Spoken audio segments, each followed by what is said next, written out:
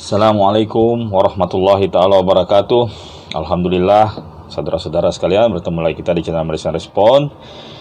Kepada rakan-rakan yang baru mengikuti channel Super Spontan ini, maka saya mohon yang belum subscribe silakan subscribe. Kalau ada yang mau like dan share, sangat saya alu-alukan.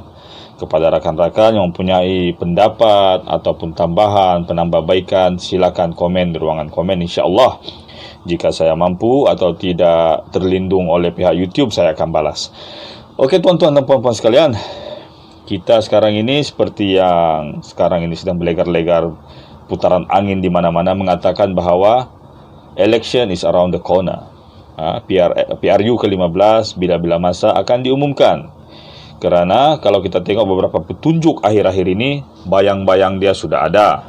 Yang terbaru apabila telah berlaku usul undi tidak percaya di negeri Perak Darul Rizwan, yang mana Menteri Besar mereka Datuk Seri Faizal Muhammad Azumu telah mendapat undi tidak percaya daripada ahli-ahli adun negeri Perak, dan beza undi dia sangat-sangat besar tuan-tuan. Dari 59 adun yang mengundi, 48 telah menolak beliau, 10 menyokong dan 1 lagi berkecuali ataupun undi rosak. Jadi ini menunjukkan tuan-tuan, dalam kerajaan PN atau MN yang ada sekarang ini sedang berlaku masalah dalaman atau masalah pentadbiran yang cukup serius yang boleh menjurus kepada pembubaran pada bila-bila masa. Mereka sekarang ini sebenarnya sedang bertahan untuk tidak dibubarkan, tapi indikator-indikator yang ada menunjukkan pertahanan itu sudah semakin lama semakin roboh. Jadi tuan-tuan, video yang saya buat ini, konten yang saya buat ini adalah andaian semata-mata, ya, tapi insya-Allah fakta yang saya berikan adalah berdasarkan kepada pemboleh-pemboleh ubah yang saya cek melalui data-data yang saya kumpul yang sahih lah. Dari pemerhatian saya, data mungkin tidak ada sebab saya tidak tengok angka-angka itu. Saya tengok 222 parlimen keputusan yang lalu secara sepintas lalu saja. Saya tidak akan ambil satu persatu angka. Kalau itu merujuk, saya ingat 2 hari ini video tidak siap.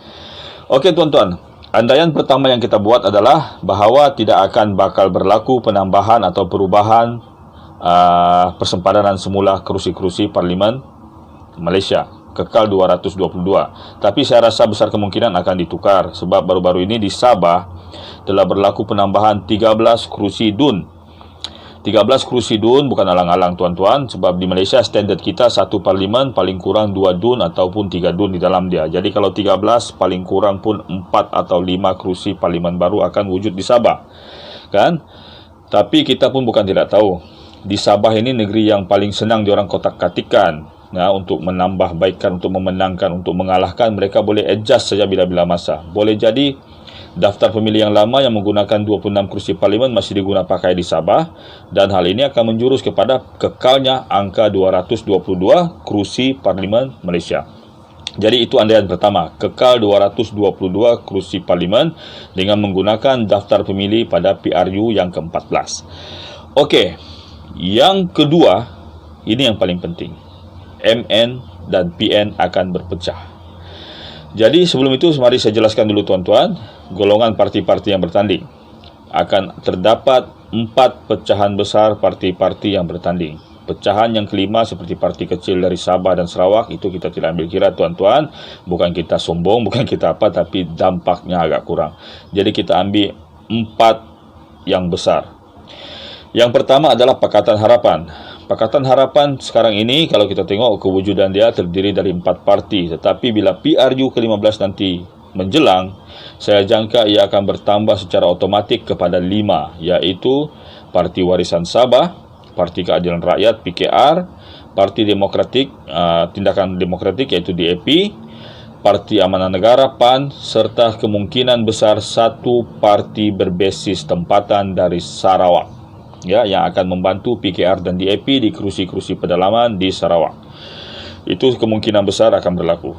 Jadi PH atau Pakatan Harapan akan terdiri daripada 5 parti menjelang PRU ke-15, kerana seperti kita tahu, PH sudah menjangkakan GPS di Sarawak pun ada masalah, tetapi mereka tidak boleh berdepan dengan mereka secara direct di Sarawak kerana PKR akan menumpukan di kawasan-kawasan yang majoriti non-Muslim.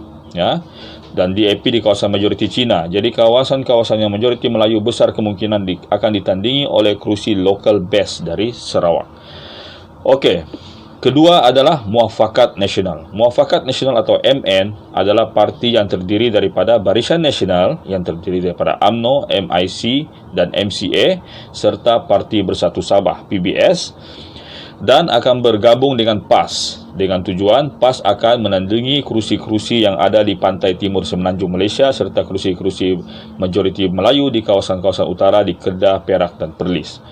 Itu adalah pertimbangan MN untuk memenangi pilihan raya umum ke-15. Jadi ada dua parti yang terbentuk daripada satu PAS, kedua gabungan Barisan Nasional menjadi Muafakat Nasional atau MN.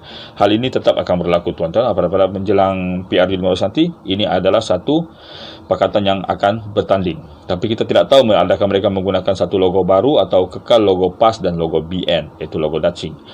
Yang ketiga adalah Perikatan Nasional. Perikatan Nasional kalau kita tengok tuan-tuan, mereka adalah incumbent ataupun penyandang kerajaan yang ada sekarang. Tetapi kita faham, kerajaan yang ada sekarang pun terdiri daripada orang-orang yang bergabung daripada MN, daripada Muafakat Nasional, iaitu BN dan PAS. Ada orang MIC, ada orang MCA, orang UMNO, orang PAS, orang PBS di dalamnya. Jadi PN nanti semasa pilihan raya umum ke-15 dia akan bertanding sebagai Parti Pribumi Bersatu Malaysia, Parti Bersatu, Parti Star Sabah, Parti Gerakan mungkin akan masuk kepada Perikatan Nasional kerana Perikatan Nasional akan memerlukan parti yang boleh meraih undi masyarakat Cina dan India. Parti Gerakan sebenarnya bukan parti eksklusif Cina, rakan-rakan sekalian, ya. Mereka adalah parti yang mewakili dua suku kaum itu secara sekaligus, iaitu Cina dan India. Jadi Parti Gerakan kita jangka akan masuk ke dalam PN atau akan dipanggil oleh PN. Yang keempat tuan-tuan adalah Parti Perjuangan Tanah Airku ataupun mungkin Petai atau apa, yang terdiri daripada orang-orang yang keluar daripada Parti Bersatu dulu, iaitu parti yang dipimpin oleh Tun Mahathir Mohamad dan orang-orang dia. Jadi okey, setelah clear tadi senarai parti-parti, itu pun saya main ingat-ingat saja. Parti-parti kecil saya tidak dapat sebut sebab saya tidak boleh tulis. Okey, sekarang kepada angka-angka yang saya paparkan. Kenapa PH boleh menang sebegitu banyak dan kenapa untuk pertama kali Barisan Nasional atau penyandang tidak mendapat undi melebihi 70 kerusi pun? Nah, ini yang saya perkirakan tuan-tuan.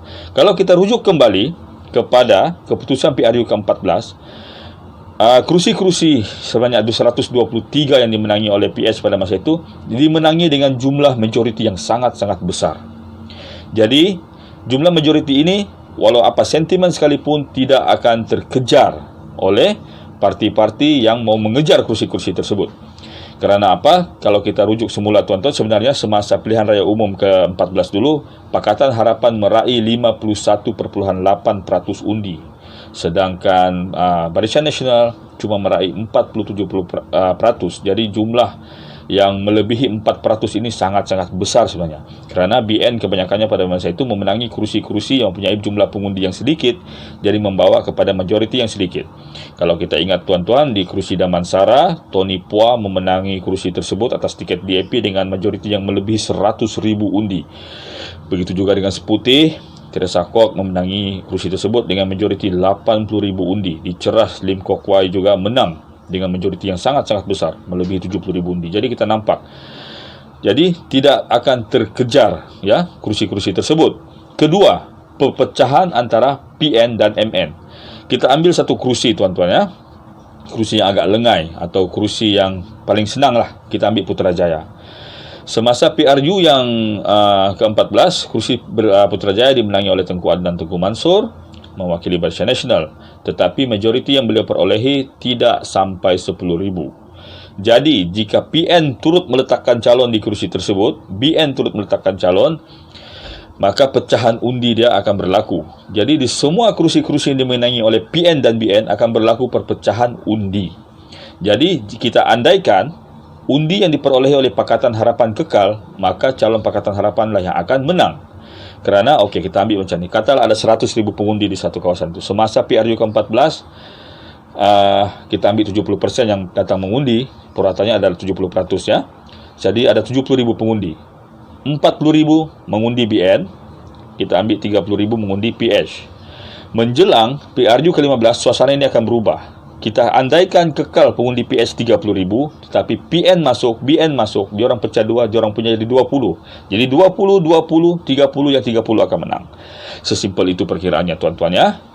Yang ketiga adalah faktor luaran ya, apa yang berlaku. PN, kita sedia maklum, Perikatan Nasional memerintah adalah atas rencana yang dimainkan oleh Tun Mahathir Mohamad apabila tiba-tiba meletak jawatan. Sebenarnya rencana ini sudah awal tuan-tuan. Tujuan Tun Mahathir masuk Parti Bersatu dan masuk PS pada masa itu pun tujuannya adalah dia sudah tahu BN akan kalah, tapi biarlah kalah di tangan orang berdarah UMNO. Itu tujuan Tun Mahathir. Apabila hasrat itu tercapai, dia tahu PKR yang diketuai oleh Dr. Sri Wan Azizah tidak akan menjadi Perdana Menteri kerana beliau adalah seorang wanita. Walaupun PKR yakin boleh menang pada masa itu, tapi mereka memerlukan seorang calon Perdana Menteri. Jadi Tun Mahathir mengambil kesempatan ini, mencalonkan dirinya, kemudian meletak jawatan, dan kerana beliau tahu UMNO kesayangan beliau akan masuk dalam Kerajaan Perikatan Nasional. Jadi tuan-tuan, orang ramai tahu sekarang ini rahsia ini. Pertama, jadi orang akan menolak, terutama parti-parti di Borneo akan menolak dakwah Tun Mahathir ini. Dan Parti Warisan Sabah sebagai parti tulang belakang Warisan Plus di Sabah harus menjauhkan diri daripada Tun Mahathir untuk meraih sebanyak-banyak kursi parlimen yang ada di Sabah untuk membantu kemenangan Pakatan Harapan nanti. Okey. Kedua, kegagalan Perikatan Nasional sebagai parti pemerintah. Dia memerintah di awal COVID. Jadi semua bentuk saluran telah berjaya menambat hati rakyat pada masa itu, terutama harga petrol yang diturunkan sehingga RM1.20. Itu permulaannya. Tetapi apabila belang taktik keuangan ini terbongkar satu demi satu, kelemahan-kelemahan yang ada, dan yang terbaru adalah KWSP bersyarat, maka rakyat mulai sedar bahawa bantuan ini datang daripada poket mereka sendiri, dan kerajaan PN sebenarnya tidak mempunyai polisi yang tentu.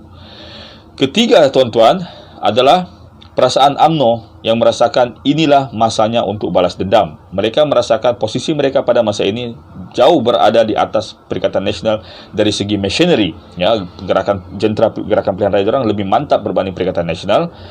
Dan yang kedua, faktor simpati yang akan dimainkan oleh UMNO yang menyatakan menunjukkan bahawa dia dianiaya. Semasa PRN Sabah, sepatutnya Bung Mokhtar Radin layak menjadi Ketua Menteri dengan 17 kursi yang mereka menangi. Tapi mereka seolah nampak dibuli dan menunjukkan mereka dibuli. Jadi mereka akan memainkan sentimen simpati. Yang keempat tuan-tuan, kekuatan PH itu sendiri. PH tuan-tuan, seperti kita sedia maklum, kelemahan utama dia semasa dia memerintah dulu adalah dakwah yang ditiup oleh parti pembangkang pada masa itu, yang menunjukkan bahawa PH ada dua kelemahan. Pertama, ketidakbolehan mereka mentadbir dan merangsang ekonomi. Kedua, dari segi sentimen perkauman, mereka cuba menunjukkan bahawa PH adalah sebuah parti yang tidak mesra Melayu. Dan hal ini sebenarnya sudah direncanakan oleh Tun M apabila beliau melantik menteri-menteri tertentu di posisi tertentu. Contoh terbaik adalah pelantikan P. Waitamurti yang sengaja dilantik menjadi Menteri Perpaduan.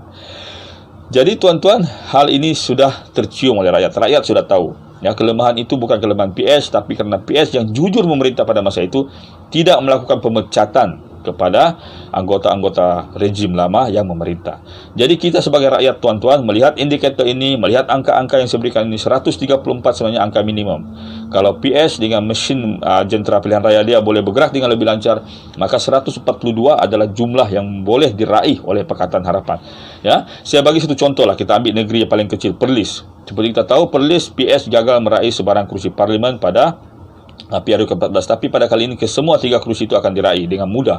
Kerana pada PRU yang ke-14, majoriti BN di kursi-kursi parlimen Perlis pun tidak melebihi 7,000 undi. Jadi kalau berlaku perpecahan calon antara MN dengan BN, antara MN dengan PN di kursi-kursi Perlis, ketiga-tiganya akan kita raih. Ya, PAS juga akan ditentang habis-habisan oleh PAN pada kali ini, dan PAN sekarang berada pada platform terbaik kerana pemimpin-pemimpin mereka telah berprestasi dengan baik di parlimen dan menunjukkan prinsip dan integriti mereka. Jadi, mudah-mudahan tuan-tuan, ramalan yang saya berikan ini, 134 kursi ini sangat penting untuk kita raih sebagai parti pemerintah, kerana kalau mendapat kursi yang kurang daripada 122, maka kita sedia maklum ancaman untuk melompat itu ada. Jadi sama-sama kita doakan tuan-tuan berdasarkan faktor-faktor yang saya berikan tadi, hal ini benar-benar terjadi. Saya tidak boleh memperpanjang sangat video, nanti kamu tidak mau tonton. Kalau tidak, saya boleh ulas dengan lebih detail lagi. Tapi insya-Allah saya akan berikan dalam video berikutnya, saya akan pecahkan lagi insya-Allah perincian dia. Semoga kita boleh sama-sama mengupas akan keberangkalian yang baik ini. Okey, ingat tuan-tuan, kita sebagai rakyat Sabah, kita memerlukan parti dan perwakilan yang kuat di parlimen. Jika parti warisan berjaya, kita andaikan 26 kerusi di Sabah ya, berjaya meraih 16 kerusi. 16 kerusi dan DAP menang 3 kerusi, bermaksud kita ada 19 wakil parlimen kita di Semenanjung, di parlimen. Jadi suara kita akan kuat, hal-hal royalti minyak, MN63 dan isu-isu parti akan dapat kita tangani dengan lebih lancar.